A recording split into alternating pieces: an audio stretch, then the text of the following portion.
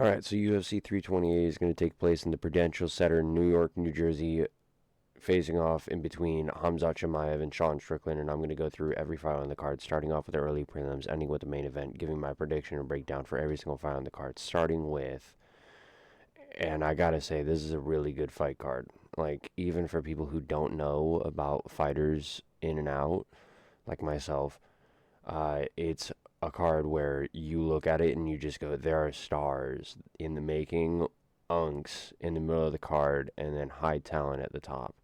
And it starts off with Jose Ochoa versus Clayton Carpenter. Clayton Carpenter, very good mixed martial artist. I believe Jose Ochoa is a training partner in judo boxing with Charles Oliveira. Unfortunately, I don't think he's going to be able to get it done. Um, Uses a lot of his range, but I feel as though only an inch reach or an inch height difference in the fight is going to make a big difference. So I think Clayton Carpenter is going to be getting it done by second round TKO. And then next up, we're going over to what I think is going to be the fight of the night because of mostly the main card, which we'll get to. But Bangser Sursakayev versus Jordan Santos. Sursakayev did go to a decision win up against Mechanico. Eric Mechanico. A lot of people thought he was going to win it decisively, but he kind of took a little bit of a back step, which gave Eric Mechanico the advantage throughout the fight to make it a close one. Jordan Santos did have a win up against a couple of noticeable opponents, Danny Barlow, and Ozzy. He did lose to Ozzy Diaz, which we'll also get to here in the card. And so my only thought process is Sursakayev better than Ozzy Diaz? Yes. So I think that Sursakayev is going to get this done. My only question would be, is he going to put his foot down and put on pressure, or is he going to go on the back foot like he did on the last fight? I don't think he's going to. I think he's going to put his front foot forwards, especially considering his training partner, Hamzat Chimaev, is the main fight on the card. He's definitely not going to want to go out there and get a loss. So I'm going to get Bangser Sursakayev. I think he's going to get this done by decision. Because I think he's going to pot shot for the first 2 rounds, get a couple takedowns here and there, but it's not going to be very eventful up until the third round when Jordan Santos, down 2 rounds, goes at it, and then it becomes a barn burner for the third round. Next up, William Gomez versus Pat Sabatini. William Gomez, coming out of France, very good, talented prospect. 6 foot at the featherweight division, which is crazy to think about. I think he's going to be able to get this one done. I got to be honest. And although the odds have it plus 175 to William Gomez, and Pat Sabatini is a 2-1 favorite, I still think that he's going to be able to get this one done. My only question would be, is he going to be able to stifle the takedowns and the grappling of Pat Sabatini? If so, he's going to be able to win the fight. If not, then it's going to go Pat Sabatini's way. But I'm going to go William Gomez, first round KO. I think he's going to pick up his shots and then land a straight right down through the guard. Next up, Roman Kopylov versus Marco Tulio. I'm going to go Roman Kopylov. I believe his last fight was up against Paulo Costa. No, it was a loss up against Daniel Rodriguez.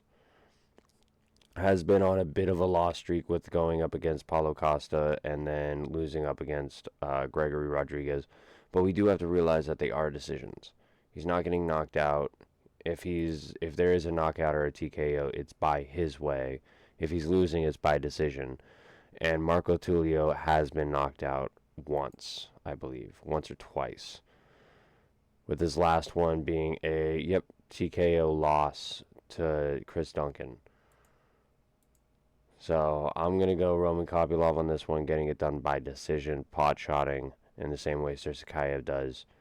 And then if they were to both win, I'd love to see them both go at it. Have Sursakayev and Roman Kopylov, see who gets into the top 15. Next up, couple veterans in the game. Jared Gordon versus Jim Miller. Sorry about that. Jim Miller, I believe 42, 43. Jared Gordon, I believe 37, 38. Jared Gordon, for those of you that don't know, went up against Paddy Pimblett in a loss, unfortunately, but has bounced back a couple of times. Is coming off of a loss up against, who was it? He's coming off of a loss against Rafa Garcia. Yeah. Which, I mean, that makes total sense, I gotta be honest. And then Jim Miller. Jim Miller is getting a bit of a resurgence, but he did have his loss up against, who was it? Chase Hooper. So I have to be honest, I think Jared Gordon's going to get this one done. I think Jim Miller's kind of over the hump, which is crazy to say. It's almost like a camel's got multiple going over the humps. But I think that this is going to be the final time. I think Jared Gordon's going to get this done decision, 29-28. Speaking of Grant Dawson versus Maktush Rebecki. I'm going to go Grant Dawson on this one. Coming off of a loss of, who was it? To Manuel Torres. Maktush Rebecki coming off of a loss up against Ludovic Klein, I believe is his name. I'm gonna get Grant Dawson on this one. I think he's gonna get it done. I think the reach and the height advantage is gonna be very, very big of a advantage in this fight. I believe it's 8 inches of reach and 3 inches of height on the fight, and odds have it minus 170 going towards Grant Dawson. I'm gonna pick that. I'm gonna go Grant Dawson, second round TKO or second round submission possibly. Next up, Yaroslav Amosov versus Yoel Alvarez. Crazy to think that Yoel Alvarez was a lightweight at 6'2", but now coming up to welterweight, going up against the number 14 ranked Yaroslav Amosov. 29-1 is crazy. I don't think he's had a single, he hasn't had a single loss inside of the UFC. Just won against Neil Magny. Joel Alvarez did have a couple of absolute barn burners. One against Vicente Luque, close. Drakkar, close. Alves Brenner, Mark D. Casey. But this was when he was at lightweight. And then he lost to Arman Tsarukyan, which, I mean, I got to be honest, who wouldn't lose to Arman Tsarukyan in lightweight division? But unfortunately, I'm going to have to go Yaroslav Amosov in this one. 29-1, although in a different promotion, is nothing to slouch at. 23-3 is nothing to slouch at either. But I think that they're going to want Yaroslav Amosov kicked up into the division. It's either that or they're really going to push for Joel Alvarez to get into the top 10, possibly have him go up against the loser of Joaquin Buckley versus Sean Brady coming up. But it'll be interesting. It'll be an interesting fight. It'll tell if Joel Alvarez will do well up against the wrestling of the top of the division, considering Yaroslav Amosov's wrestling credentials. So I'm going to go Yaroslav Amosov by decision, but if it was to go KO TKO, I'd go Joel Alvarez, second round. Ozzy Diaz at Ateba Gutierrez. This is a give me fight. Ozzy Diaz should not be getting this fight. I think it's going to go. I think Gutierrez is going to get this one done first round easy. They should not be giving him this. They should be giving him a top 15 opponent.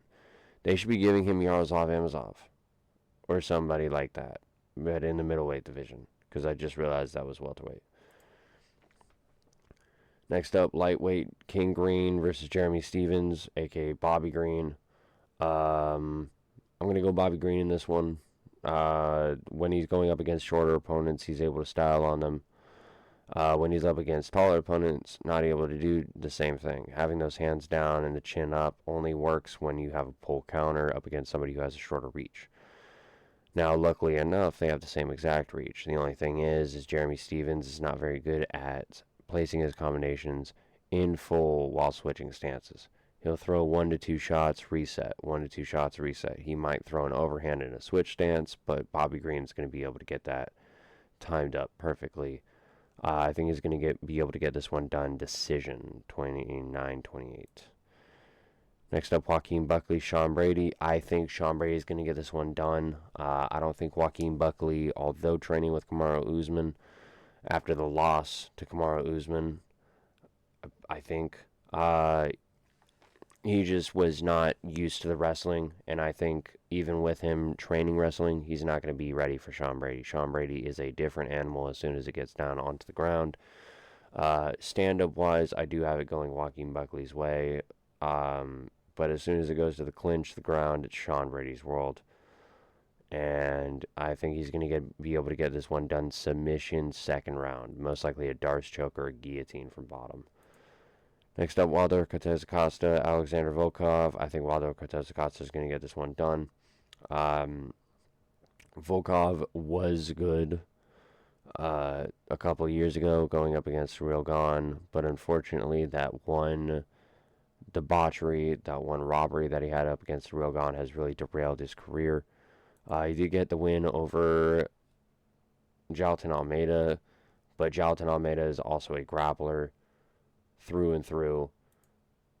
When he's up against somebody who can mix up the grappling and the striking, he does seem to have a bit of worries. So I'm going to go Waldo Cortez Acosta, TKO second round. Next up, Tatsuro Taira, Joshua Van. People are saying Joshua Van's the paper champ, not the real champ. I can agree with that, but I would also say if Tatsuro Taira won, he would definitely be a paper champ. There is no reason why he should be getting a title shot. 18-1 is a great record, but that was in Ryzen, that wasn't one champion, that was in different promotions. Joshua Van did just get into it a couple years ago, got it from a fluke from Alexander Pantoja posting off of defending a takedown. But this could go one of two ways. Either Joshua Van keeps it up on the feet, uses his boxing, and decisions him through 5 rounds, or Tatsuro Taira is able to use his grappling in the first 2 rounds and is able to get a submission out of this. So I'm going to go Joshua Van. I think he's going to be more technical. I think he's going to be ready. I think he's going to be heavy on the sprawls, almost like a Chuck Liddell, but in flyweight. And I think he's going to get this one done. Decision, I don't know, 50-45, maybe 49-47. Maybe. Now for the main event, Khamzat Chimaev, Sean Strickland. I hate that I'm saying this, but Khamzat Chimaev is going to be getting this one done. I was one of the very few people that picked Sean Strickland to beat Israel Adesanya. The one reason I did pick him was because of his trash talk beforehand. He knew things about Israel Adesanya people didn't know about. MMA Guru was talking about all the stuff that Israel Adesanya was doing, backstage. Whether true or not was something Sean Strickland brought up. It made me realize it got in Israel Adesanya's head, and he was able to stifle him throughout 5 rounds. Now, to be fair, it was because of his teep. Israel Adesanya wasn't able to reset and gain up his offense from there. But I feel like this is going to do the exact opposite up against Khamzat Chimaev. Reason being, I don't think it's going to work. I think Khamzat Chimaev is going to be able to take him down. If not the first, second, or the third takedown, the 4th, 5th, and 6th takedown is definitely going to get him down. And then from there, it's just going to be a riding show. I think it's going to be very reminiscent of JDM Islam, which I also think was in the Prudential Center, which is very interesting. Man, they're getting really boring main events, huh? Jesus Christ. But, I mean, I hate it because Khamzat's only going to be going and fighting once a year, and it's always going to be wrestling. But I don't think Sean Strickland is going to get this one done. I think Khamzat's going to get this one done TKO second or third round. All in all, I'd say that this card's an 8.5 out of 10. If the fights do deliver, it can be a 9.5, maybe even a 10. But considering what we have for the next few weeks, I'm not too, excited for what's about to come. I mean, this one's a nice one. Song Yadong versus Davison Figueiredo. That one's alright. And then we got, Topuria Gaethje, Alex Pereira, Surreal Gone. So this will be a good time. It'll be a good couple of weeks. So if anything does come up with the Sean Strickland Khamzat Chimaev fight, I will let you guys know. But other than that, I guess I'll catch you guys in the next video. Peace.